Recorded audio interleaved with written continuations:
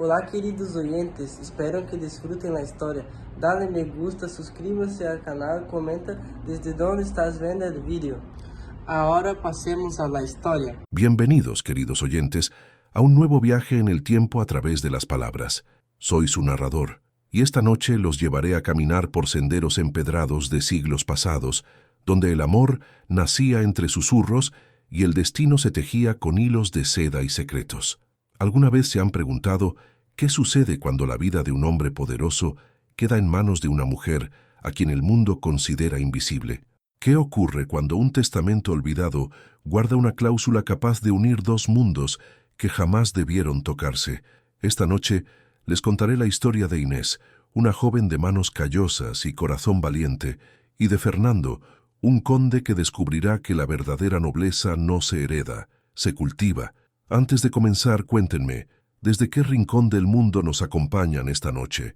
Déjenlo en los comentarios, porque saber que nos escuchan desde lugares tan diversos hace que estas historias cobren vida en cada hogar. Y si aún no lo han hecho, los invito a suscribirse a Historias de Época y dejar su like. Cada gesto de apoyo nos permite seguir trayéndoles relatos que conmueven el alma y despiertan la imaginación. Ahora sí, pónganse cómodos, quizás con una taza de algo caliente entre las manos, porque estamos a punto de viajar a una tierra de castillos, secretos y amores imposibles.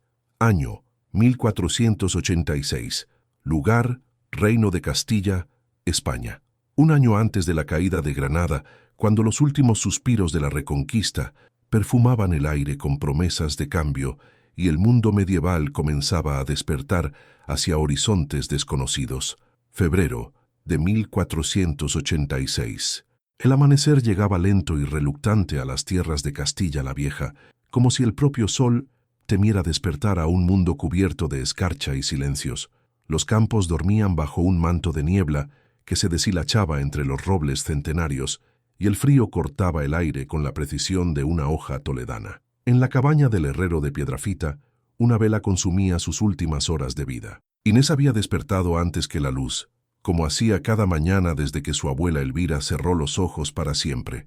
Tenía la costumbre de madrugar inscrita en los huesos, herencia de mujeres que nunca pudieron permitirse el lujo del descanso prolongado.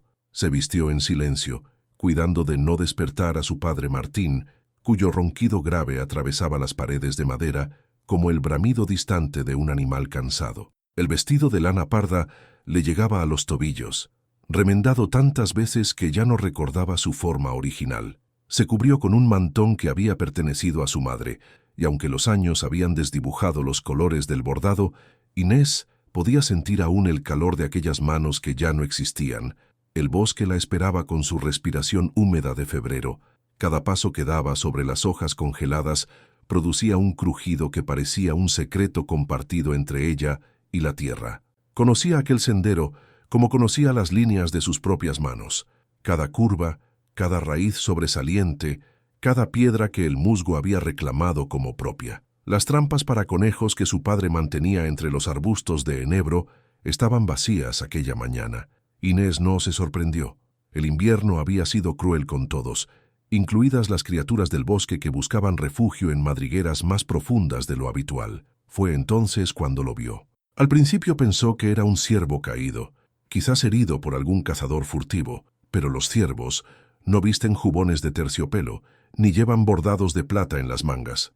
Inés se acercó con el corazón latiendo en la garganta, cada latido un tambor de advertencia que decidió ignorar. El hombre yacía boca arriba, con los ojos cerrados y el rostro del color de la cera de las velas consumidas.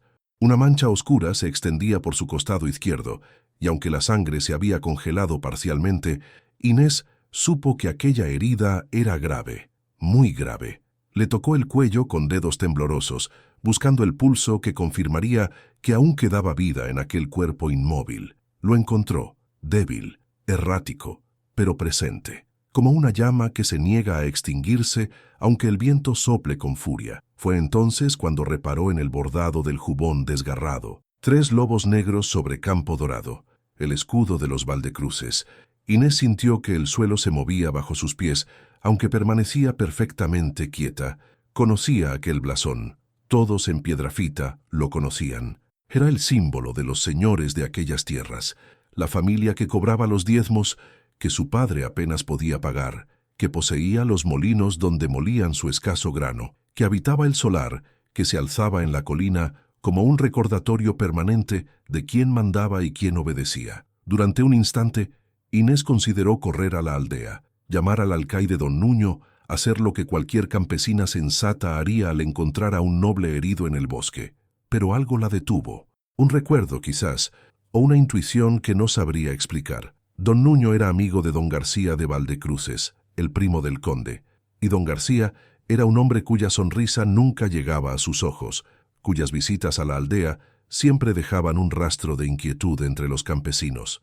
Si este hombre era quien ella creía que era, entregarlo a don Nuño podría significar algo más que salvación. Inés tomó una decisión que cambiaría el curso de su vida para siempre. Con esfuerzo sobrehumano para una mujer de su complexión, arrastró el cuerpo inconsciente a través del bosque, siguiendo el cauce del riachuelo Tormes hasta llegar al viejo molino abandonado. Aquel lugar había sido su refugio secreto desde la infancia, donde secaba las hierbas que su abuela le había enseñado a reconocer, donde guardaba los cuadernos con recetas medicinales que eran su herencia más preciada. El molino olía a tomillo y a tiempo detenido.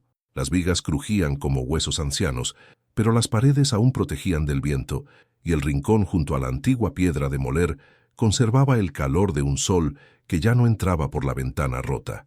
Inés tendió al hombre sobre un lecho improvisado de mantas que había traído a lo largo de los años.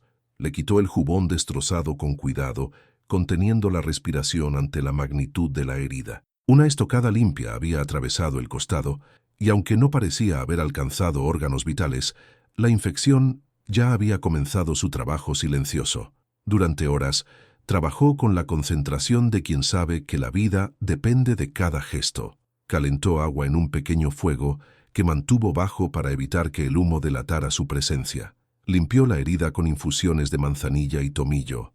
Preparó cataplasmas de milenrama y consuelda, según las instrucciones que su abuela había dejado escritas con letra temblorosa en aquellos cuadernos amarillentos. Cuando la noche cayó sobre el molino, Inés seguía velando junto al desconocido. La fiebre había llegado como ella temía, y el hombre deliraba en sueños murmurando palabras que ella no alcanzaba a comprender, nombres de batallas quizás, órdenes a soldados que no estaban allí. En algún momento de la madrugada, mientras cambiaba los paños húmedos sobre su frente, Inés recordó las palabras que Fray Domingo le había susurrado en su lecho de muerte apenas 2 meses atrás. El anciano sacerdote, que le había enseñado a leer latín a cambio de trabajo en la huerta de la iglesia, le había confiado un secreto que llevaba décadas guardando, un testamento, una cláusula olvidada, una promesa que el viejo conde Álvaro de Valdecruces había hecho antes de morir, atormentado por un amor perdido y una culpa que nunca pudo redimir. Si mi hijo varón fuere salvado de muerte cierta por mano ajena, deberá desposar a su salvador o salvadora, sin importar nacimiento o condición, o perderá el mayorazgo para el siguiente varón del linaje. Inés no había pensado en aquellas palabras desde el funeral de Fray Domingo. Parecían un cuento de hadas, una fantasía de un anciano que se aferraba a dramas del pasado mientras la vida se le escapaba entre los dedos. Pero ahora, mirando el rostro febril del hombre que yacía ante ella, el rostro del conde Fernando de Valdecruces, aquellas palabras cobraban un peso que amenazaba con aplastarla. ¿Qué había hecho? ¿Y qué haría ahora? La vela se consumió en el silencio del molino, y la oscuridad envolvió a Inés y a su paciente como un manto de incertidumbre. Afuera el viento susurraba entre los árboles, llevando consigo preguntas que nadie podía responder. Y en algún lugar del condado, alguien esperaba noticias de un ataque que debía haber terminado de otra manera. Los días que siguieron fueron un descenso al territorio de los sueños febriles y las oraciones susurradas. Inés dividía su tiempo entre la fragua de su padre, donde cumplía con las tareas que todos esperaban de ella, y el molino abandonado, donde libraba una batalla silenciosa contra la muerte. Martín, el herrero, era un hombre de pocas palabras y muchos silencios. Cuando Inés le confesó lo que había encontrado en el bosque, él la miró con aquellos ojos que parecían haber visto demasiado del mundo y asintió una sola vez. No hizo preguntas, no expresó preocupación. Simplemente le entregó mantas adicionales y una provisión de pan que no podían permitirse, y continuó golpeando el metal sobre el yunque como si nada hubiera cambiado. Pero algo había cambiado. Inés lo sentía cada vez que cruzaba el umbral del molino, cada vez que veía el rostro del conde consumirse en el fuego de la infección. La herida se había vuelto monstruosa. Los bordes se habían inflamado hasta adquirir un color que recordaba a las cerezas maduras, y un pus espeso y maloliente supuraba cada vez que Inés cambiaba los vendajes. Ella sabía lo que aquello significaba. Lo había visto antes, cuando era niña, cuando su abuela intentó salvar al hijo del molinero de una herida similar. Aquel niño no sobrevivió, pero Inés se negaba a rendirse. En la tercera noche, cuando la fiebre alcanzó su punto más alto y el conde comenzó a convulsionar, ella tomó la decisión más terrible de su vida. Calentó un hierro en las brasas hasta que brilló con el color del amanecer y lo presionó contra la carne infectada. El grito del conde atravesó las paredes del molino y se perdió en la inmensidad del bosque. Inés contuvo las lágrimas mientras el olor a carne quemada llenaba el aire, mientras las manos del hombre se aferraban a las mantas con una fuerza que parecía imposible para alguien tan debilitado. Después, el silencio. Un silencio tan profundo que Inés temió haberlo perdido. Pero no, el pulso seguía allí, más firme ahora, como si el fuego hubiera cauterizado no solo la herida, sino también la voluntad de rendirse. Durante los días siguientes, Inés apenas durmió. Preparaba caldos con las pocas verduras que podía conseguir sin despertar sospechas. Los colaba hasta convertirlos en líquidos que el conde podía tragar en su estado de inconsciencia. Le hablaba, aunque no sabía si él podía escucharla. Le contaba historias de la aldea, le describía los atardeceres que él no podía ver, le recitaba los salmos que Fray Domingo le había enseñado. Y poco a poco, imperceptiblemente, el color comenzó a regresar a las mejillas del conde. La fiebre cedió terreno, retrocediendo como un ejército derrotado. Las heridas comenzaron a cerrar, no con la rapidez que Inés hubiera deseado, pero con la constancia de quien ha decidido vivir. Fue en el séptimo día cuando él abrió los ojos por primera vez. Inés estaba preparando una infusión de salvia cuando sintió que algo había cambiado en el aire del molino. Se volvió lentamente y encontró una mirada que la atravesó como ninguna otra lo había hecho jamás. Los ojos del conde eran del color de la miel oscura, con vetas doradas que parecían contener secretos de 1000 batallas. La miraban con una mezcla de confusión y algo más, algo que Inés no supo identificar en aquel momento. Él intentó hablar, pero solo consiguió un sonido ronco que podría haber sido una palabra o simplemente el quejido de una garganta demasiado seca. Inés se acercó con el cuenco de agua que siempre mantenía cerca. Le sostuvo la cabeza con una mano, mientras con la otra le acercaba el líquido a los labios. Él bebió con la desesperación de quien ha vagado por un desierto, y cuando terminó, sus ojos se cerraron de nuevo, agotados por el esfuerzo mínimo. Pero antes de que la inconsciencia lo reclamara, sus labios formaron una palabra que Inés no esperaba. Gracias. Aquella noche, mientras el conde dormía un sueño reparador por primera vez en una semana, Inés se permitió llorar. Lloró por el miedo que había contenido durante días, por la soledad de su vigilia, por la incertidumbre de lo que vendría. Y lloró también por algo más, algo que no tenía nombre, pero que había comenzado a germinar en su pecho, como una semilla plantada en tierra fértil. Cuando el amanecer tiñó de rosa las paredes del molino, Inés secó sus lágrimas y se preparó para otro día de cuidados y secretos. No sabía que aquel hombre cambiaría su vida para siempre, pero comenzaba a sospecharlo. La segunda semana trajo consigo el despertar gradual del conde Fernando de Valdecruces. Ya no era el cuerpo inerte que Inés había arrastrado por el bosque, sino un hombre que comenzaba a reclamar su lugar en el mundo de los vivos. Pero aquel despertar no fue dulce. ¿Quién eres tú? ¿Dónde estoy? Su voz era un gruñido que contenía toda la frustración de un guerrero acostumbrado al mando, reducido ahora a la condición de inválido. Intentó incorporarse, y el dolor lo devolvió al lecho improvisado, con un gemido que se tragó antes de que pudiera escapar completamente de sus labios.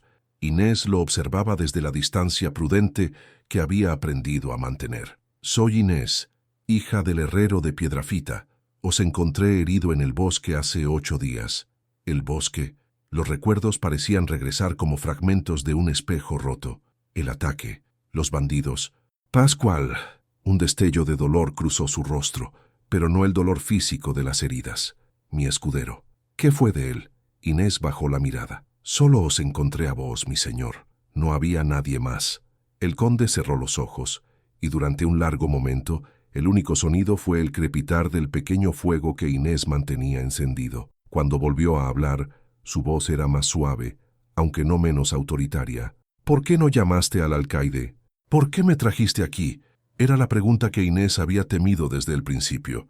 Se tomó un momento antes de responder, eligiendo sus palabras con el cuidado de quien camina sobre hielo frágil.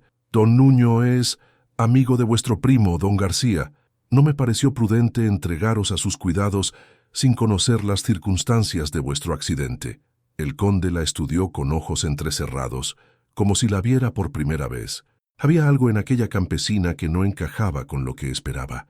La forma en que hablaba, quizás, o la inteligencia que brillaba detrás de aquellos ojos oscuros. Eres más astuta de lo que aparentas. Inés no supo si aquello era un cumplido o una acusación. La astucia es un lujo que los pobres no pueden permitirse, mi señor. Nosotros la llamamos prudencia. A pesar de sí mismo, Fernando sintió que las comisuras de sus labios se curvaban ligeramente. Hacía mucho tiempo que nadie le hablaba con semejante franqueza. Los días siguientes establecieron una rutina silenciosa entre ellos.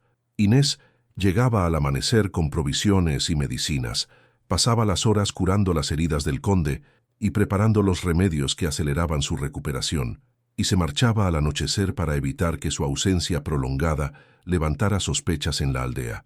Fernando, por su parte, luchaba contra la impaciencia que lo consumía. Estaba acostumbrado a la acción, al movimiento constante de las campañas militares. La inmovilidad le resultaba una tortura más cruel que cualquier herida. Fue durante una de aquellas largas tardes de convalecencia cuando Fernando hizo un descubrimiento que cambió su percepción de la mujer que lo cuidaba. Inés había traído consigo un cuaderno viejo, con las páginas amarillentas por el tiempo y la tinta descolorida por los años. Mientras preparaba una cataplasma, consultaba las páginas con la familiaridad de quien ha memorizado cada palabra, pero aún así necesita verlas escritas para sentirse segura. ¿Sabes leer? No era una pregunta.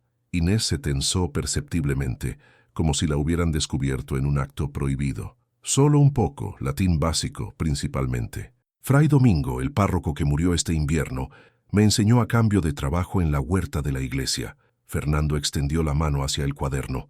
¿Puedo? Inés dudó, pero finalmente le entregó el objeto que contenía el legado de su abuela. El conde pasó las páginas con cuidado, deteniéndose en los dibujos de plantas, en las recetas escritas con letra temblorosa, en las notas marginales que revelaban años de observación y experiencia. Esto es extraordinario. Tu abuela era una verdadera sanadora. Los señores la llamaban bruja, respondió Inés con un tono que no lograba ocultar del todo la amargura. Pero cuando sus hijos se enfermaban, no dudaban en llamarla. Fernando le devolvió el cuaderno en silencio. Había algo en aquella mujer, en su combinación de humildad y orgullo, de gentileza y fortaleza, que lo desconcertaba de una manera que no había experimentado antes. Aquella noche, mientras el conde dormía, Inés se quedó más tiempo del habitual. La luna llena entraba por la ventana rota del molino, proyectando sombras plateadas sobre el rostro del hombre que comenzaba a sanar. Pensó en la cláusula del testamento, en las palabras de Fray Domingo, en el destino improbable que parecía tejer sus hilos alrededor de ella, y por primera vez se permitió preguntarse qué sucedería cuando él estuviera lo suficientemente fuerte para partir. La tercera semana llegó con los primeros indicios de la primavera. Los almendros comenzaban a florecer en las laderas, y el aire perdía gradualmente el filo cortante del invierno. En el molino abandonado, otro tipo de florecimiento estaba teniendo lugar. Fernando ya podía sentarse, aunque el movimiento aún le arrancaba muecas de dolor que intentaba ocultar sin éxito. La conversación se había convertido en su único entretenimiento y descubrió con sorpresa que aquella campesina era una compañía más estimulante que muchas de las damas de la corte que había conocido. ¿Conoces a Aristóteles?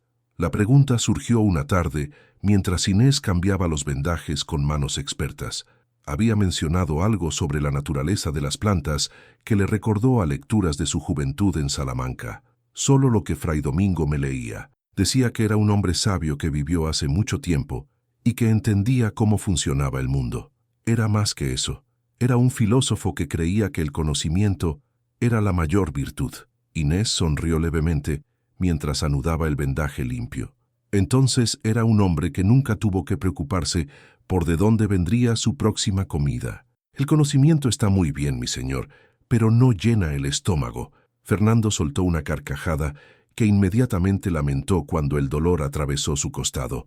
Tienes una forma de decir las cosas que haría palidecer a los teólogos de Salamanca. Dudo que los teólogos de Salamanca tuvieran interés alguno en escuchar a una hija de herrero. Su pérdida. El silencio que siguió no fue incómodo. Era el tipo de silencio que existe entre personas que han pasado suficiente tiempo juntas, como para no sentir la necesidad de llenarlo con palabras vacías. Fue Fernando quien lo rompió, con una propuesta inesperada. ¿Sabes jugar al ajedrez? Inés negó con la cabeza. He oído hablar de él. Es un juego de señores. Es un juego de estrategia. Y la estrategia no entiende de clases. Se incorporó con esfuerzo, ignorando la protesta silenciosa de su cuerpo. Tráeme piedras. Unas más oscuras, otras más claras, y algunas ramas pequeñas. Inés obedeció, más por curiosidad que por deferencia. Cuando regresó con los materiales solicitados, encontró a Fernando dibujando un tablero en la tierra con el dedo. «El rey», explicó, colocando una piedra más grande que las demás, «es la pieza más importante, pero también la más vulnerable. Todo el juego consiste en protegerlo. ¿Y esta?» Inés señaló una ramita que él había colocado junto al rey. «La reina. La pieza más poderosa del tablero. Puede moverse en cualquier dirección, recorrer cualquier distancia. ¿La reina es más poderosa que el rey?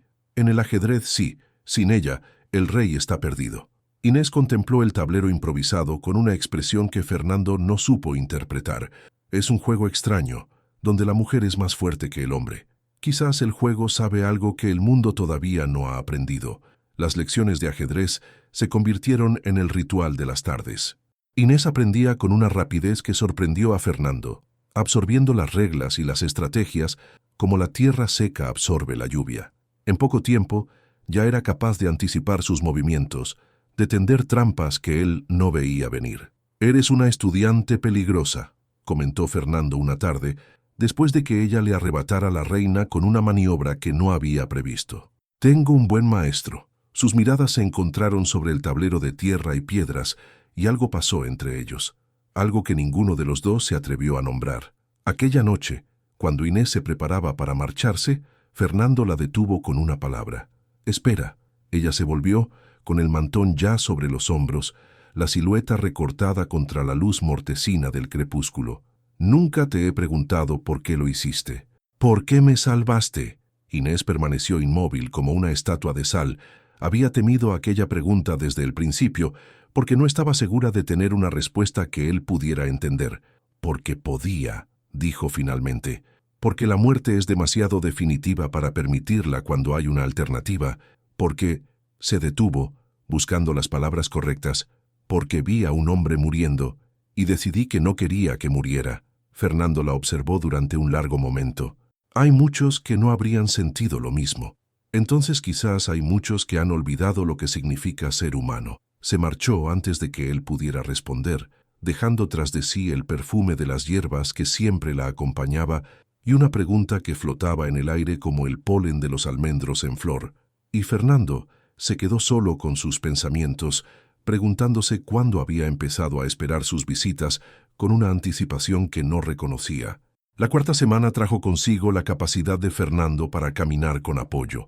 Los primeros pasos fueron torpes, humillantes para un hombre acostumbrado a comandar ejércitos, pero Inés estaba allí para sostenerlo cuando sus piernas amenazaban con ceder. Un paso más, lo alentaba con el brazo del conde sobre sus hombros y el peso de su cuerpo presionando contra el suyo. Solo uno más. Él gruñía en respuesta, pero obedecía. Siempre obedecía cuando ella hablaba con aquella voz que no admitía réplica. Fue durante uno de aquellos paseos cortos, alrededor del interior del molino, cuando Fernando dijo algo que cambió el aire entre ellos. «Mi salvadora». Inés se detuvo en seco. ¿Perdón? Así te llamaré a partir de ahora, mi salvadora.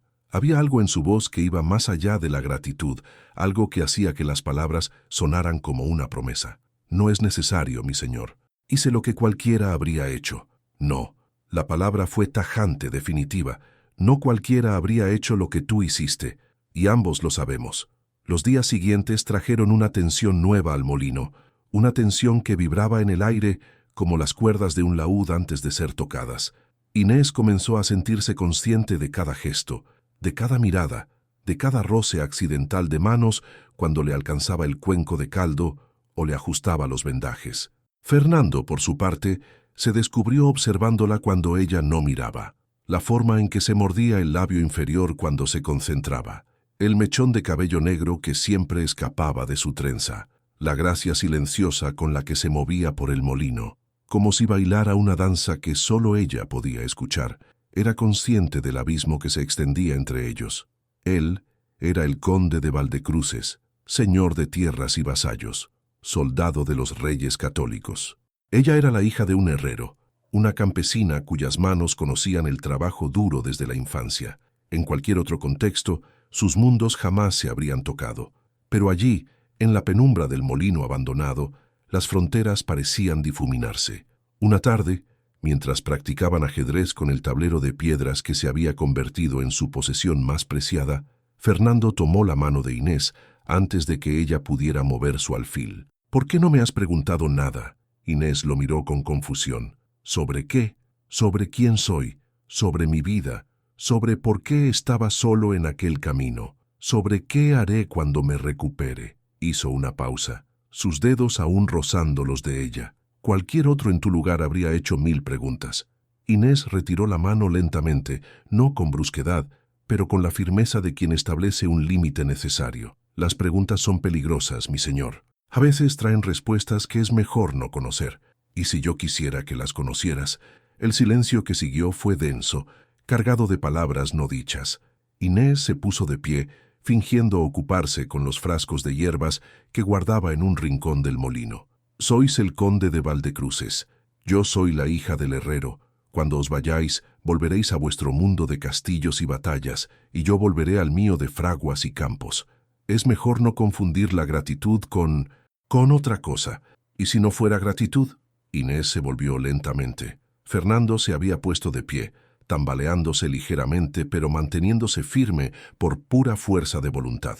La luz del atardecer entraba por la ventana rota y lo bañaba en oro, haciendo que pareciera una aparición de otro mundo. «Mi señor, Fernando, mi nombre es Fernando, y quiero escucharlo en tus labios». El corazón de Inés latía con tanta fuerza que temía que él pudiera oírlo. Había soñado con este momento, aunque se había negado a admitirlo incluso ante sí misma, pero los sueños y la realidad eran cosas muy diferentes.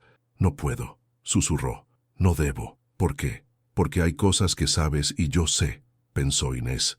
«Porque hay un testamento y una cláusula y un secreto que llevo conmigo como una piedra atada al cuello. Porque si digo tu nombre, si cruzo esa línea, ya no habrá vuelta atrás». Pero no dijo nada de eso. En cambio, recogió su mantón y se dirigió a la puerta. «Debo irme. Mi padre me espera». Fernando no intentó detenerla, pero cuando ella ya estaba en el umbral, su voz la alcanzó como una flecha certera. «Volverás mañana». No era una pregunta, era una certeza. Inés supo con la misma certeza que él tenía razón. Siempre volvería. 25 de marzo de 1486. El conde Fernando de Valdecruces regresó al solar de sus ancestros un mes después de su desaparición. Los campos que rodeaban el castillo estaban salpicados de los primeros brotes verdes de la primavera, y los pájaros cantaban en los álamos con la alegría de quienes no saben nada de los dramas humanos. Su llegada causó conmoción. Los criados corrían de un lado a otro como hormigas en un hormiguero perturbado. Las campanas de la capilla repicaron con la noticia de que el señor había vuelto de entre los muertos. La condesa viuda doña Mencía se desvaneció al verlo cruzar el umbral y hubo que atenderla con sales aromáticas mientras sus damas la abanicaban con expresiones de alarma genuina. Doña Guiomar, su hermana menor de 17 años, lloró sobre su pecho con la intensidad de quien ha pasado semanas imaginando lo peor. Y Fray Diego, su hermano clérigo que había viajado desde Salamanca, al conocer la noticia de su desaparición, lo abrazó con la fuerza silenciosa de los hombres que no saben expresar sus emociones de otra manera. Pero había alguien cuya bienvenida fue notablemente diferente. Don García de Valdecruces, primo y heredero presunto hasta ese momento, recibió la noticia del regreso de Fernando con una expresión que fluctuó entre el alivio fingido y algo más oscuro que supo ocultar rápidamente. «Primo, gracias a Dios que estás vivo. Temíamos lo peor». Fernando estudió a García con ojos que habían aprendido a desconfiar durante semanas de soledad y reflexión. Había tenido tiempo para pensar en el ataque, en lo conveniente del momento, en lo extraño de que los bandidos parecieran saber exactamente cuándo y dónde encontrarlo. «Sí», respondió simplemente. «Dios tuvo a bien enviarme un ángel guardián». Aquella noche, reunida la familia en el gran salón del solar para celebrar su regreso, Fernando hizo un anuncio que congeló las copas de vino a medio camino de los labios. «Debo cumplir una cláusula del testamento de nuestro padre». Doña Mencía palideció. «¿De qué cláusula hablas, hijo?» «La que establece que si soy salvado de muerte cierta por mano ajena, debo desposar a mi salvadora, independientemente de su nacimiento o condición». El silencio que siguió fue tan absoluto que se podía escuchar el crepitar de las velas. Don García fue el primero en hablar, con voz cuidadosamente controlada. «¿Una salvadora?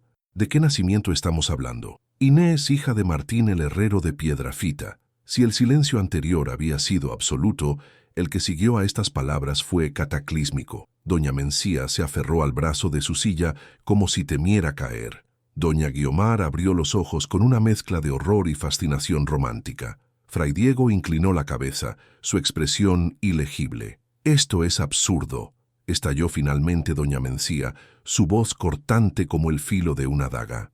«No puedes casarte con una campesina, no lo permitiré». «Con todo respeto, madre, el testamento de padre es claro. El licenciado Alonso Pérez de Torquemada puede confirmar la validez de la cláusula». Todas las miradas se volvieron hacia el anciano notario de la familia, que hasta ese momento había permanecido en las sombras del salón. El hombre carraspeó, incómodo bajo el peso de tantas expectativas. «Revisaré los documentos originales en el archivo, mi señor. Pero si la cláusula existe tal como la describís, será legalmente vinculante». Don García intervino con una sonrisa que no llegaba a sus ojos. «¿Y quién puede confirmar que esta Inés realmente te salvó la vida? ¿Qué pruebas tenemos de que no es simplemente una campesina ambiciosa que vio una oportunidad?» Fernando sostuvo la mirada de su primo sin pestañear. «Mis cicatrices son prueba suficiente. Y el testimonio de su padre, el herrero, corrobora todo lo que he dicho. El testimonio de un campesino. ¡Qué conveniente!» «García».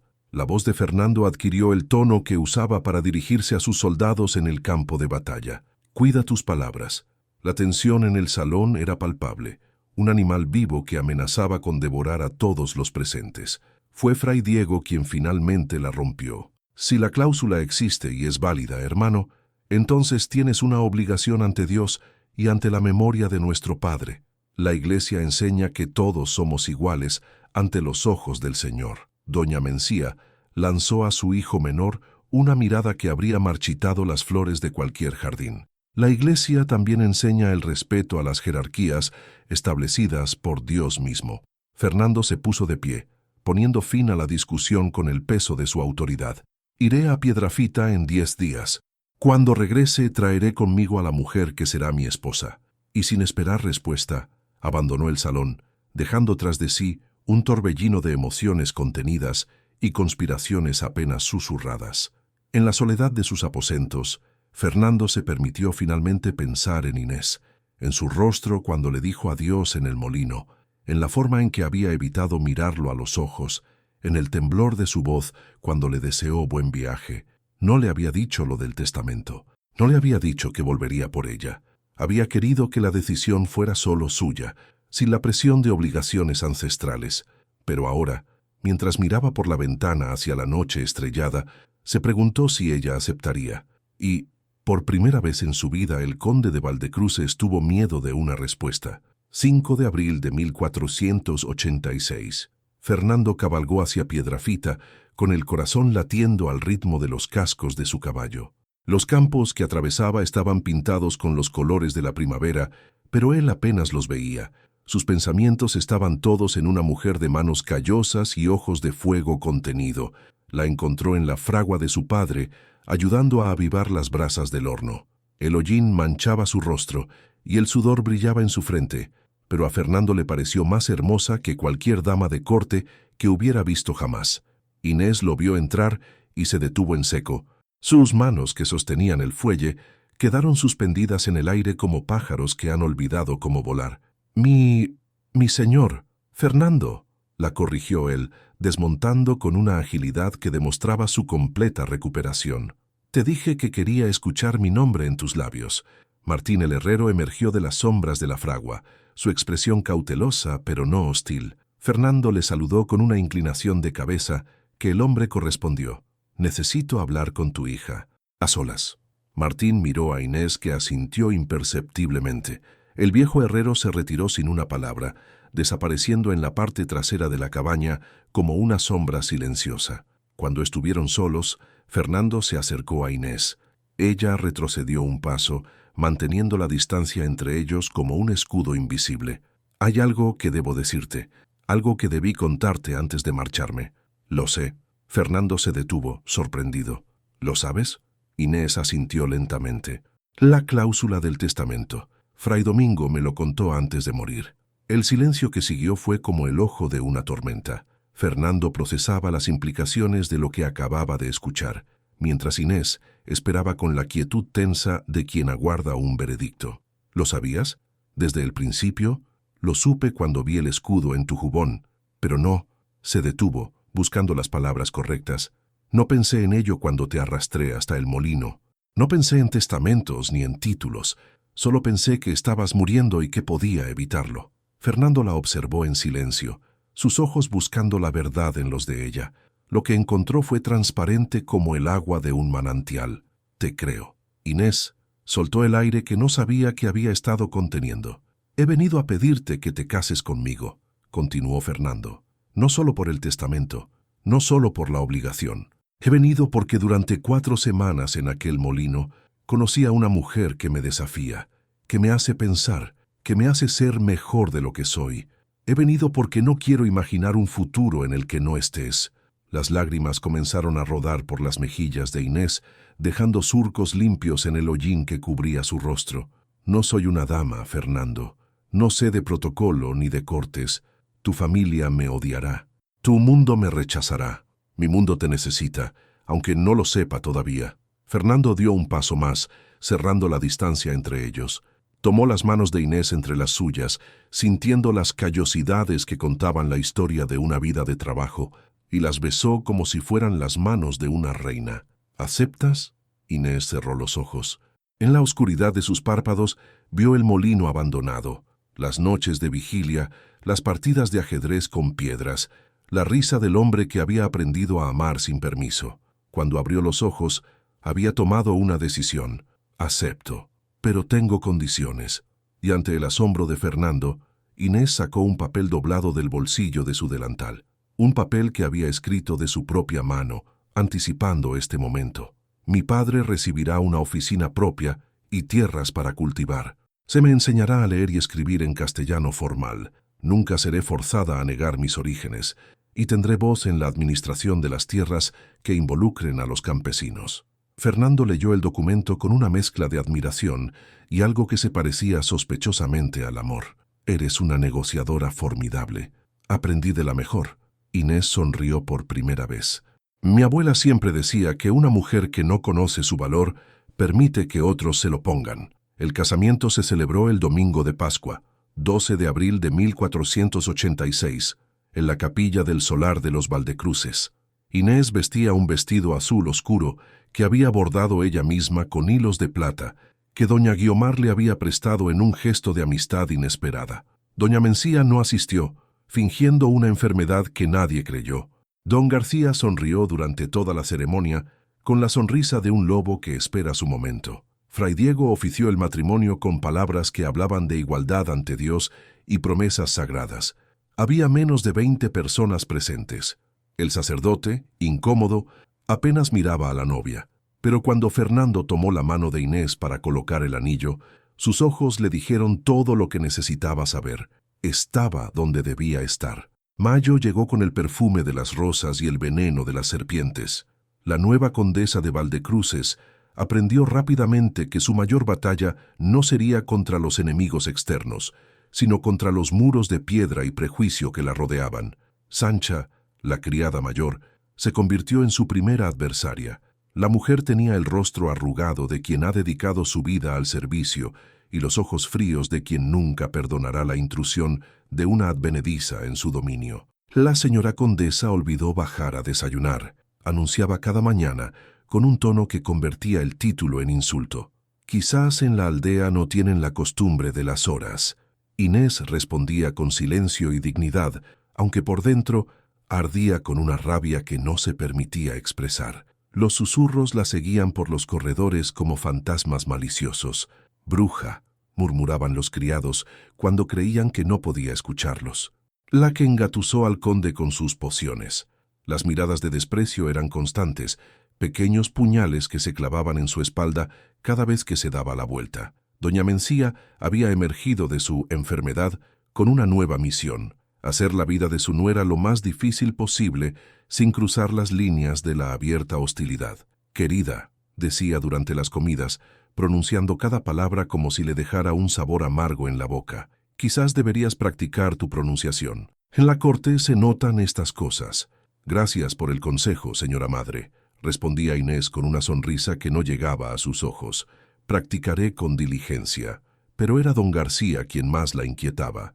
El primo de Fernando la trataba con una cortesía excesiva que resultaba más perturbadora que cualquier hostilidad abierta. Le hacía llegar regalos que ella devolvía sin abrir. Le dedicaba cumplidos que sonaban a amenazas veladas. Y sus ojos la seguían con una intensidad que le ponía la piel de gallina. «Mi señora prima», le decía, tomando su mano durante demasiado tiempo después de un saludo, «espero que se sienta bienvenida en nuestra familia». «Muy bienvenida, mi señor primo», respondía Inés, retirando su mano con una firmeza que él fingía no notar. Fernando observaba estas interacciones con una preocupación creciente. Había notado los cambios en Inés desde que llegaron al solar, las ojeras que manchaban su rostro por las mañanas, la forma en que se sobresaltaba ante los ruidos inesperados, el brillo apagado de sus ojos que antes ardían con fuego propio. Una noche, después de que ella rechazara la cena alegando falta de apetito, él la encontró en el jardín abandonado del ala este, sentada en un banco de piedra cubierto de musgo. «¿Quieres hablar de ello?» Inés no se volvió. Sus ojos estaban fijos en la luna que se alzaba sobre los muros del solar como un ojo vigilante. «¿De qué serviría? Soy lo que soy. No puedo cambiar mi nacimiento. No quiero que lo cambies». Fernando se sentó a su lado, sin tocarla, pero lo suficientemente cerca para que ella sintiera su calor. «Quiero que me dejes ayudarte». «¿Cómo puedes ayudarme?» Inés finalmente lo miró, y él vio las lágrimas que ella se había negado a derramar. «Tu madre me odia. Tu primo me acecha como un lobo acecha a una oveja. Los criados me desprecian. Y tú», se detuvo, incapaz de continuar. «¿Yo qué? Tú estás ocupado con tus deberes, con las tierras, con las audiencias, con las cartas de la corte, y yo estoy sola en este castillo que no es mi hogar». Fernando tomó sus manos entre las suyas, como había hecho aquella vez en la fragua de su padre. «Este castillo es tu hogar ahora, y esas personas que te desprecian son los equivocados, no tú». Hizo una pausa buscando las palabras correctas. «Pero tienes razón. He estado demasiado ausente. Eso cambiará». No fue un cambio inmediato, pero fue un cambio real. Fernando comenzó a incluir a Inés en sus reuniones con los administradores de las tierras. Escuchaba su opinión sobre los asuntos que afectaban a los campesinos. La trataba como una compañera, no como un adorno. Y poco a poco, casi imperceptiblemente, las cosas comenzaron a mejorar. Teresa, la cocinera, fue la primera en cambiar. Su hija había enfermado de fiebres, y los remedios del médico del solar no hacían efecto. Desesperada, acudió a Inés. «Mi señora, he oído que conoce de hierbas». Inés no dudó. Preparó un té de saúco siguiendo las instrucciones de los cuadernos de su abuela y veló junto a la niña durante 2 noches. Al tercer día, la fiebre cedió. Teresa nunca volvió a llamarla bruja.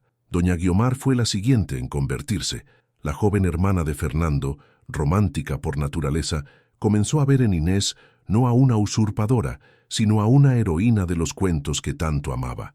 Pasaban tardes juntas en el solar de las mujeres, donde Inés le enseñaba a reconocer las plantas del jardín, mientras Guiomar le enseñaba los modales de la corte. «Mi madre dice que no debería tratarte como una igual», confesó Guiomar una tarde, mientras trenzaba el cabello de Inés.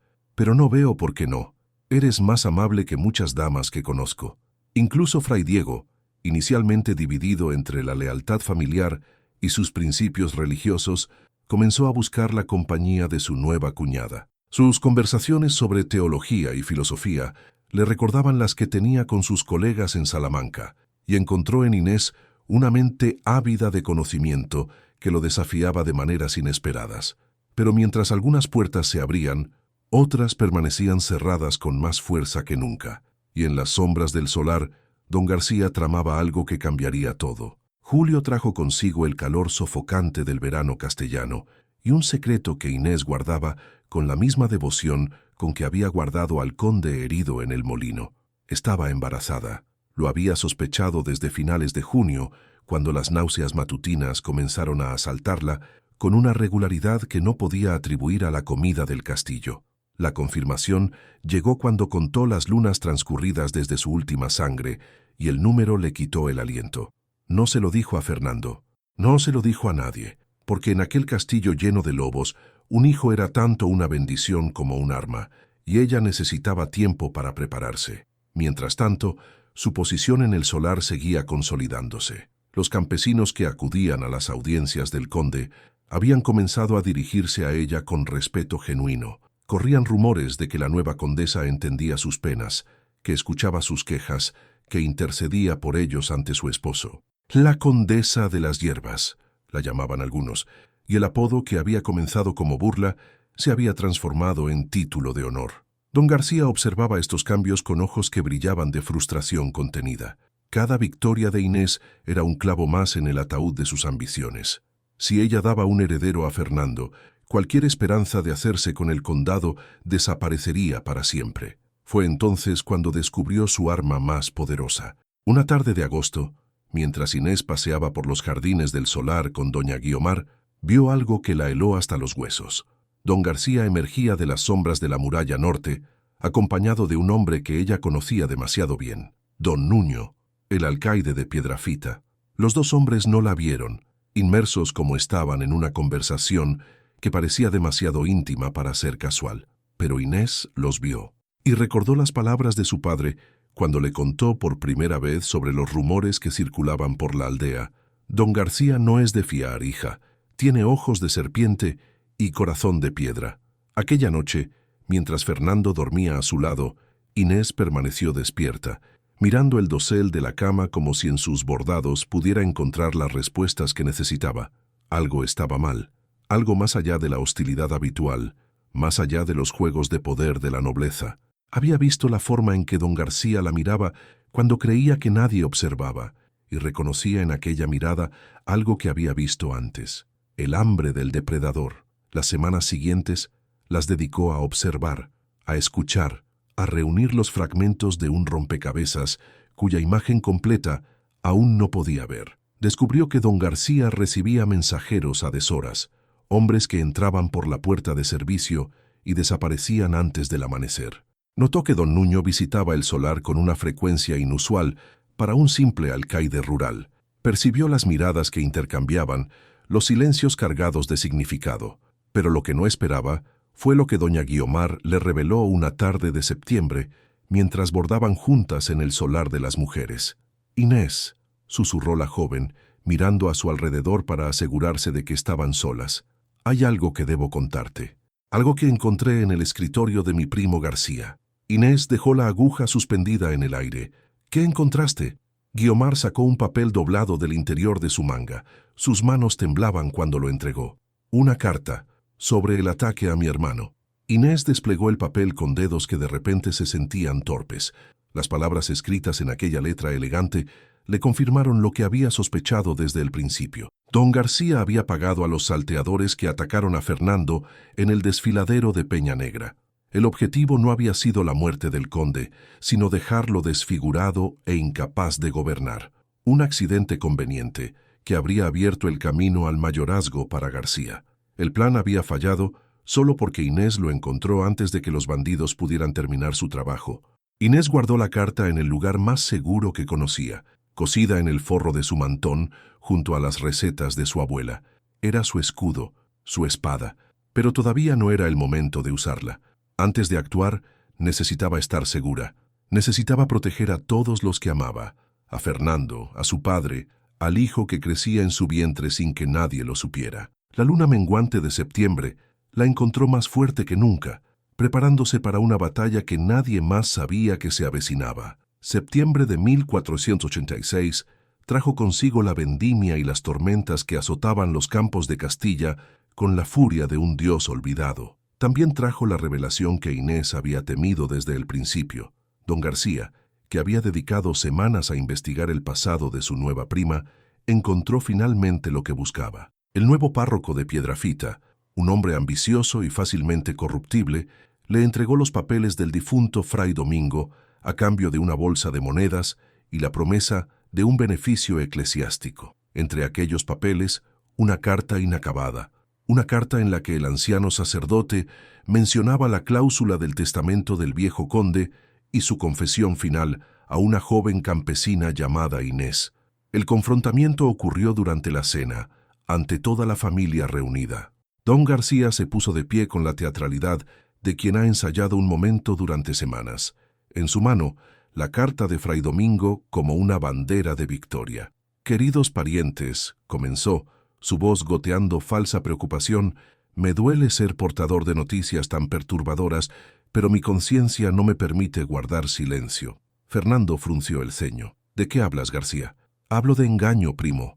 Hablo de una campesina que conocía el contenido del testamento de tu padre antes de salvarte la vida». El silencio que siguió fue como el que precede a los rayos. Inés sintió que todas las miradas se clavaban en ella, pero mantuvo la cabeza alta, negándose a bajarla. Doña Mencía fue la primera en reaccionar. Su sonrisa era la de un gato que ha atrapado finalmente al ratón. «¿Es eso cierto? ¿Conocías la cláusula antes de encontrar a mi hijo?» Inés miró a Fernando. Solo a Fernando. Lo que vio en sus ojos no era condena, sino una pregunta silenciosa que merecía una respuesta honesta. «Sí». La palabra cayó como una piedra en un estanque, creando ondas que se expandieron por todo el salón. «Lo sabía», exclamó doña Mencía, poniéndose de pie. «Lo sabía desde el principio. Esta mujer es una embaucadora, una cazadora de fortunas que... Madre». La voz de Fernando cortó el aire como una espada. Silencio. Doña Mencía se quedó boquiabierta, tan sorprendida por la orden de su hijo, que olvidó por un momento su indignación. Fernando se volvió hacia Inés. «Quiero escucharlo de tus labios. Todo». Inés asintió. Había llegado el momento de la verdad, y aunque doliera prefería enfrentarla de pie. «Fray Domingo me reveló la existencia de la cláusula en su lecho de muerte, hace 3 meses antes de encontrarte. Él había sido testigo del testamento, y la culpa lo persiguió toda su vida». Hizo una pausa, eligiendo cuidadosamente sus siguientes palabras. «Pero te juro, Fernando, que cuando te vi sangrando en aquella estrada, no pensé en testamentos ni en títulos. Pensé en un hombre muriendo. Pensé en que podía impedirlo. Lo demás vino después. ¿Y esperas que creamos eso?» Don García rió con amargura. «¡Qué conveniente coartada!». Inés se volvió hacia él, y algo en su mirada hizo que la sonrisa del hombre vacilara. «Si yo hubiera querido solo el condado, había formas más fáciles de conseguirlo. Podría haber llamado testigos. Podría haber asegurado que todos supieran quién te salvó. En vez de eso te escondí durante 4 semanas, arriesgando mi vida y la de mi padre, y no se lo conté a nadie». Dio un paso hacia García, y aunque era más baja que él, en ese momento parecía elevarse sobre todos los presentes. «¿Quieres saber por qué? Porque si Fernando moría, no quería que el mundo supiera que había fallado, y porque durante esas semanas, mientras lo cuidaba, comencé a conocer al hombre detrás del blasón». Su voz se suavizó cuando se volvió de nuevo hacia Fernando. «Cuando me enseñaste a jugar ajedrez con piedras, cuando reíste por primera vez, supe que había hecho la elección correcta, no por el testamento, por ti». Fernando la miró durante un largo momento que pareció contener la eternidad. ¿Y si yo hubiera muerto en aquel molino? Inés sonrió tristemente. Entonces te habría enterrado en aquella floresta y habría cargado tu secreto y el mío para siempre. El silencio que siguió fue diferente al anterior. Era un silencio de comprensión, de decisiones tomadas, de caminos que se bifurcan y luego vuelven a unirse. Fernando extendió la mano hacia su esposa. «Bondad o ambición», dijo. «Todos se han preguntado cuál fue tu motivación». Inés tomó su mano, sintiendo el calor familiar de sus dedos entrelazados con los de ella. «¿Y si te dijera que fueron las dos cosas? Que quise salvarte y también quise una vida que jamás habría tenido de otra forma. ¿Qué puedo ser buena y también querer más?» Fernando asintió lentamente. «Entonces diría que eres más honesta que cualquier noble que haya conocido». Don García observaba la escena con una furia apenas contenida. Su golpe maestro había fallado, y peor aún, había fortalecido el vínculo entre Fernando e Inés en lugar de destruirlo. Pero todavía tenía cartas que jugar, y la noche aún era joven para las traiciones.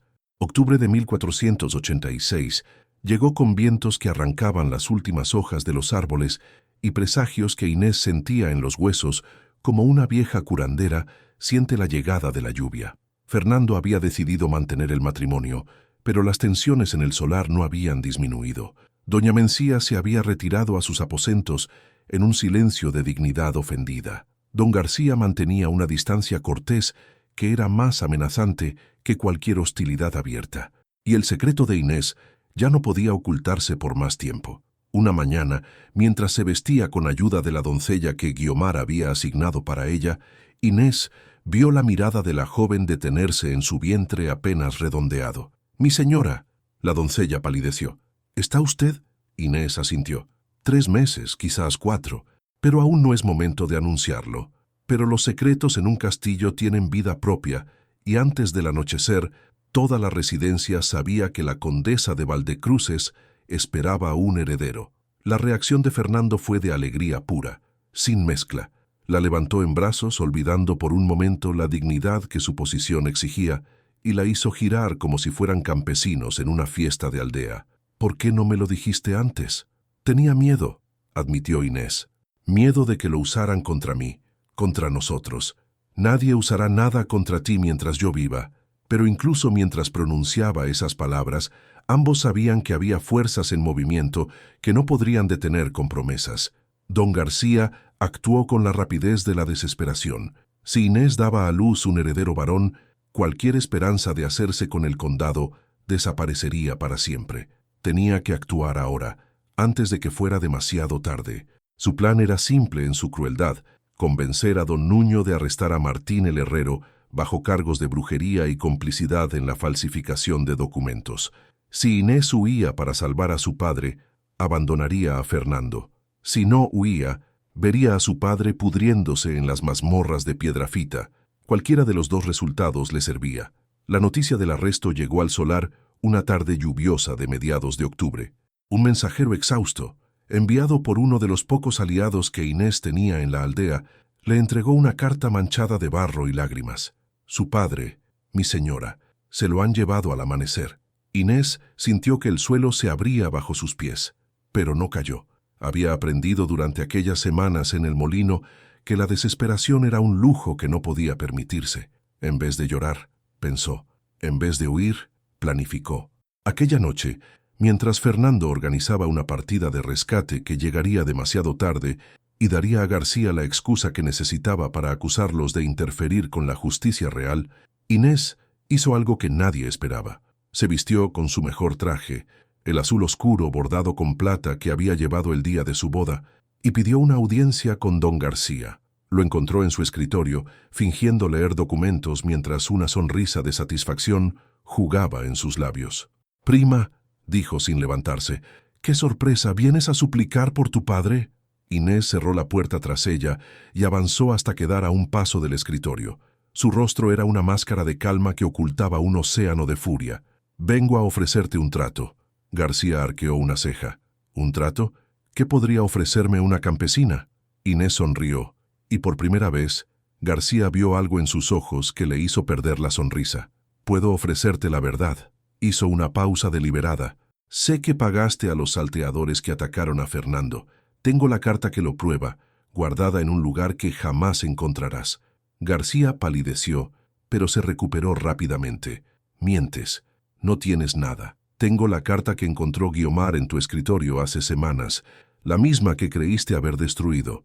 Inés se inclinó hacia adelante, su voz apenas un susurro. ¿Quieres saber qué más tengo? Un contacto en la corte, un amigo de Fray Diego que recibirá una copia de esa carta si algo me sucede a mí, a mi padre o a mi esposo. El silencio que siguió fue absoluto. ¿Qué quieres?, preguntó García finalmente, su voz desprovista de la arrogancia que la había caracterizado. Quiero que liberen a mi padre.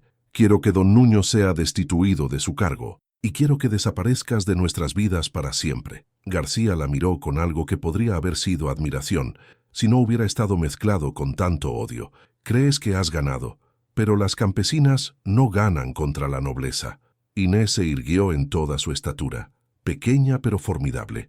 Esta campesina ya ha ganado más de lo que jamás imaginó. Y te sugiero que no subestimes la determinación de una mujer con algo que proteger. Entonces García cometió el error que sellaría su destino. Se lanzó hacia ella, con las manos extendidas como garras, con la rabia del derrotado que prefiere destruir antes que rendirse. Pero Fernando había estado escuchando detrás de la puerta. La intervención de Fernando fue tan rápida como decisiva. Su espada, la misma que había recuperado de los bandidos tras su convalecencia, hirió a García en el hombro antes de que sus manos pudieran tocar a Inés. El grito de García atrajo a los guardias, a los criados, a toda la casa que había vivido semanas de tensión contenida, esperando el momento de la explosión. Lo que siguió fue un torbellino de confesiones, acusaciones y revelaciones. García, acorralado y herido, escupió la verdad con el veneno de la derrota. Confesó haber pagado a los salteadores, confesó sus reuniones secretas con don Nuño, confesó el arresto de Martín como parte de su plan para destruir a Inés. Doña Mencía, que había llegado atraída por el alboroto, escuchó con el rostro cada vez más pálido. Ella había sospechado las ambiciones de García, quizás incluso las había alentado con su silencio, pero no había imaginado hasta dónde estaba dispuesto a llegar. «¿Sabías?», dijo Fernando mirando a su madre con ojos que contenían más tristeza que rabia. «¿Sabías lo que estaba haciendo y no dijiste nada?». Doña Mencía no respondió. No había respuesta posible. Los días siguientes fueron de ajustes y consecuencias. García fue confinado a un monasterio remoto en Galicia, donde pasaría el resto de sus días bajo la vigilancia de monjes que no tenían paciencia para conspiradores. Don Nuño fue destituido de su cargo y reemplazado por un hombre que debía su posición directamente al conde de Valdecruces. Martín el herrero fue liberado y recibido en el solar como un invitado de honor. Las lágrimas que derramó al abrazar a su hija fueron las primeras que Inés le había visto en toda su vida, y doña Mencía anunció su retiro a un convento de su elección, donde, según dijo, dedicaría el resto de sus días a la oración y la reflexión. «No lo hago por vergüenza», explicó a Fernando en su última conversación privada. «Lo hago porque entiendo finalmente que mi lugar ya no está aquí, que el solar que construimos tu padre y yo ya no es el mismo, y que quizás eso no sea malo». Fernando no la perdonó, pero la dejó ir en paz. El otoño avanzó hacia el invierno, y con él llegó una paz que el solar no había conocido en meses. Las heridas comenzaban a sanar, no solo las físicas de Fernando y García, sino las invisibles que habían dividido a la familia durante tanto tiempo. Inés descubrió que su posición había cambiado de manera fundamental. Ya no era la campesina tolerada por obligación, sino la mujer que había salvado al condado de la ambición de un traidor. Los mismos criados que antes la despreciaban, ahora la miraban con respeto genuino. Las mismas bocas que habían susurrado «bruja», ahora la llamaban «mi señora» con reverencia. Una noche de noviembre, mientras el viento aullaba fuera de los muros del castillo, Fernando encontró a Inés en la biblioteca, leyendo uno de los tratados de filosofía que Fray Diego le había prestado. «¿Todavía no puedes dormir?». Ella negó con la cabeza, acariciando distraídamente su vientre redondeado. «El bebé está inquieto esta noche». Fernando se sentó a su lado, rodeándola con un brazo. «He estado pensando». «¿En qué?». En todo lo que ha pasado, en cómo llegamos hasta aquí. Hizo una pausa, sus ojos perdidos en las llamas de la chimenea. Cuando me despertaba delirando de fiebre en aquel molino, creía que estaba en el infierno. No entendía qué hacía una mujer desconocida cuidándome, por qué se arriesgaba tanto por alguien que no conocía. Inés sonrió suavemente. ¿Y ahora? Ahora sé que no era el infierno. Era el comienzo de algo que no merecía, pero que agradezco cada día de mi vida. Se quedaron así, abrazados en el silencio de la biblioteca, mientras el fuego crepitaba y el viento cantaba su canción de invierno. Y en el vientre de Inés, una nueva vida se preparaba para entrar en un mundo que, gracias a sus padres, sería un poco más justo de lo que había sido antes. Diciembre de 1486. La nieve había cubierto los campos del condado con un manto blanco que hacía que todo pareciera nuevo, limpio, esperanzador. En el solar de los Valdecruces, los preparativos para la Navidad estaban en pleno apogeo. Guirnaldas de acebo decoraban los corredores, y el aroma del pan especiado que Teresa horneaba en las cocinas se filtraba por cada rincón del castillo. Pero para Inés, la víspera de Navidad traía consigo algo más que celebración. Traía un momento de reflexión que necesitaba enfrentar antes de que el nuevo año comenzara. La encontraron, como tantas veces antes, en la capilla del solar. Pero esta vez no estaba sola. Fernando la había seguido, guiado por un instinto que le decía que su esposa necesitaba compañía, aunque no la pidiera. Inés estaba de pie frente al sepulcro del viejo conde Álvaro, el padre de Fernando, el hombre cuya cláusula olvidada había cambiado el curso de tantas vidas. Él la insertó por culpa, dijo Inés sin volverse, sabiendo que Fernando estaba allí, porque no luchó por la mujer que lo salvó. Fernando se acercó hasta quedar a su lado. La lavadeira portuguesa. Sí, ella lo escondió de los soldados enemigos durante 2 semanas, arriesgando su vida y la de su familia. Él quiso casarse con ella, pero su familia no lo permitió. ¿Y qué pasó con ella? Inés cerró los ojos. Murió poco después. Fray Domingo nunca supo las circunstancias exactas, pero tu padre cargó esa culpa hasta la tumba.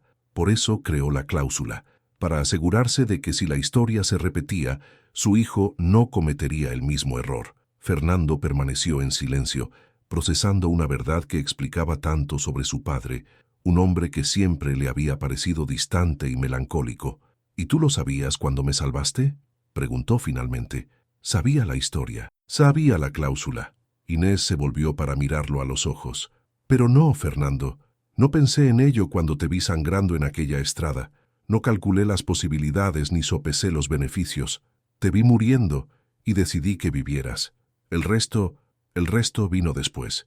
Fernando tomó su rostro entre sus manos con la ternura de quien sostiene algo infinitamente precioso. ¿Bondad o ambición? Todos me preguntan cuál fue tu motivación. Inés sonrió, y en esa sonrisa estaba todo lo que habían vivido juntos. Las noches de fiebre en el molino, las partidas de ajedrez con piedras, las batallas contra los lobos de su propia familia, las victorias ganadas con coraje y astucia. ¿Y si te dijera que fue las 2 cosas? Que quise salvarte y también quise una vida que jamás habría tenido de otra forma. Que puedo ser buena y también desear más. ¿Me condenarías por eso? Fernando negó lentamente con la cabeza. Te amaría más por ello, porque eso es lo que te hace humana. No eres una santa ni una pecadora. Eres una mujer que vio una oportunidad de hacer el bien y de cambiar su destino, y tuvo el coraje de tomarla. Los besó allí frente al sepulcro del hombre cuya culpa los había unido y cuyo amor perdido había creado el camino para el de ellos. Cuando se separaron, las campanas de la capilla comenzaban a repicar anunciando la medianoche. La Navidad había llegado. «Hay algo más que debo decirte», susurró Inés. Fernando arqueó una ceja. ¿Más secretos? No, una promesa. Tomó la mano de Fernando y la colocó sobre su vientre. Nuestro hijo conocerá la verdad de cómo sus padres se encontraron, toda la verdad. Y cuando sea su turno de gobernar estas tierras, sabrá que la nobleza no se mide por la sangre, sino por las acciones. Fernando asintió, sus ojos brillantes con una emoción que no intentó ocultar.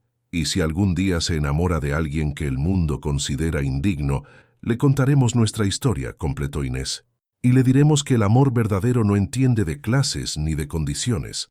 Las campanas seguían repicando, y afuera La nieve comenzaba a caer de nuevo, cubriendo el mundo con la promesa de un nuevo comienzo. En el vientre de Inés, el heredero de los Valdecruces se movió, como si supiera que su historia ya estaba siendo escrita por manos invisibles del destino. 40 años después, el solar de los Valdecruces había cambiado mucho desde aquella noche de Navidad de 1486.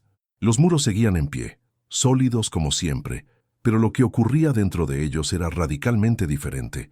Donde antes había habido silencios hostiles, ahora resonaban risas de niños y conversaciones animadas. Donde antes los campesinos acudían con temor, ahora llegaban con esperanza, sabiendo que serían escuchados con justicia. Y donde antes había reinado el prejuicio, ahora florecía algo que los cronistas de la época llamarían el milagro de Valdecruces. Inés, a sus 64 años, se había convertido en una leyenda. La condesa de las hierbas, la llamaban en toda Castilla, la mujer que había fundado un hospital para campesinos en las tierras del condado, que había desafiado las convenciones de su tiempo y había demostrado que la sabiduría no reconoce fronteras de nacimiento. Su hospital era un edificio modesto pero funcional, construido junto al viejo molino donde todo había comenzado. Las paredes estaban cubiertas de estantes llenos de frascos con remedios, y los cuadernos de su abuela Elvira ocupaban un lugar de honor en la biblioteca médica que había creado con los años. Los jóvenes acudían de toda la región a aprender sus técnicas, y ella los enseñaba con la misma paciencia con la que una vez había cuidado a un conde moribundo en un molino abandonado. Fernando, a sus 71 años, seguía siendo el conde de Valdecruces, aunque había delegado la mayoría de las responsabilidades en su hijo Álvaro. Su cabello era blanco como la nieve y sus pasos más lentos, pero sus ojos mantenían el mismo brillo que Inés había visto aquella primera vez que los abrió en el molino. Álvaro, el hijo que había nacido en la primavera de 1487, se había convertido en un hombre que hacía honor a su nombre y a su legado. Había luchado junto a su padre en la caída de Granada, había administrado las tierras con justicia y sabiduría y se había casado, por elección propia, con una tejedora que le salvó la vida durante una escaramuza en la frontera. La cláusula del viejo conde Álvaro se había convertido en tradición familiar. Una tarde de otoño, mientras el sol se ponía sobre los campos de Valdecruces, tiñendo todo de oro y carmesí, Fernando e Inés caminaban juntos por el jardín que ella había transformado de un lugar abandonado en un santuario de hierbas medicinales y flores silvestres. «¿En qué piensas?», preguntó Fernando, notando la expresión contemplativa en el rostro de su esposa. Inés sonrió, esa sonrisa que había iluminado 4 décadas de su vida. «Pienso en cómo todo comenzó. En una mañana de invierno, en un bosque helado, con un hombre sangrando y una decisión que tomar». Fernando apretó su mano. «¿Te arrepientes de algo?». Ella negó con la cabeza. «De nada, ni siquiera de los momentos difíciles, porque cada uno de ellos nos trajo hasta aquí». Se detuvieron frente al viejo molino, convertido ahora en una extensión del hospital. Las paredes habían sido reparadas, el techo reconstruido, pero Inés había insistido en conservar la piedra de moler original, el lugar donde una vez había tendido a un conde moribundo sobre mantas improvisadas. «¿Sabes qué es lo que más me sorprende?», dijo Fernando, «que después de todos estos años la gente sigue preguntándose lo mismo. ¿Qué cosa? ¿Bondad o ambición? ¿Cuál fue tu verdadera motivación aquella mañana?». Inés rió, un sonido que todavía tenía el poder de acelerar el corazón de Fernando. «Y yo siempre doy la misma respuesta». «¿Cuál?». Se volvió para mirarlo, y en sus ojos Fernando vio reflejados 40 años de amor, de luchas compartidas, de victorias y derrotas, de noches de insomnio junto a cunas de niños enfermos y días de celebración cuando esos mismos niños daban sus primeros pasos. Que quizás las dos cosas no son opuestas, que quizás ser bueno y querer más no se excluyen mutuamente, que quizás eso es precisamente lo que nos hace humanos. Fernando sonrió, y en esa sonrisa estaba todo el camino recorrido desde el molino hasta aquel atardecer dorado. «Siempre fuiste más sabia que todos nosotros». «No sabia», lo corrigió Inés, «solo una campesina que aprendió a leer las hierbas y los corazones». Se besaron bajo el cielo que se oscurecía, 2 ancianos que todavía se miraban como si acabaran de conocerse, 2 almas que el destino había unido contra toda probabilidad. Y cuando las primeras estrellas comenzaron a aparecer sobre Valdecruces, Inés supo que su historia no terminaba allí, porque en algún lugar del condado una joven tejedora estaba aprendiendo las recetas de los cuadernos de la abuela Elvira, porque su nieto, el pequeño Fernando, ya mostraba la misma curiosidad insaciable que ella había tenido a su edad, porque la cláusula olvidada se había convertido en una tradición que honraba el amor en todas sus formas. La noche los envolvió con su manto de estrellas, pero ninguno de los dos sintió frío. Tenían todo lo que necesitaban, el uno al otro, el legado que habían construido juntos y la certeza de que algunas historias, las verdaderamente importantes, nunca terminan realmente. Solo se transforman en semillas que el viento lleva a nuevas tierras, esperando el momento adecuado para florecer. Y así, queridos oyentes, concluye nuestra historia. La pregunta que todos hacían, bondad o ambición, encontró su respuesta en la vida misma de Inés. No hay contradicción entre ser bueno y querer más, entre salvar una vida y cambiar la propia, porque al final, lo que nos define no es de dónde venimos, sino las decisiones que tomamos cuando el destino pone a un desconocido sangrando en nuestro camino. La cláusula olvidada dejó de serlo para convertirse en el corazón de una familia que aprendió que la verdadera nobleza no se hereda, se cultiva, se cuida, se elige cada día.